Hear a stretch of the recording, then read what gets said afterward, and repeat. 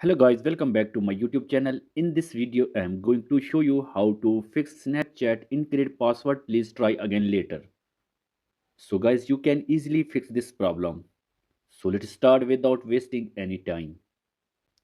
Firstly, make sure that your phone is connected to Wi-Fi or mobile data is turned on.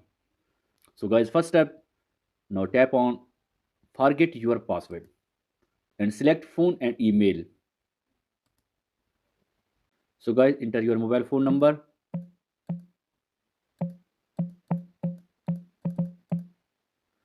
Now tap on submit and waiting few minutes and receive pin code.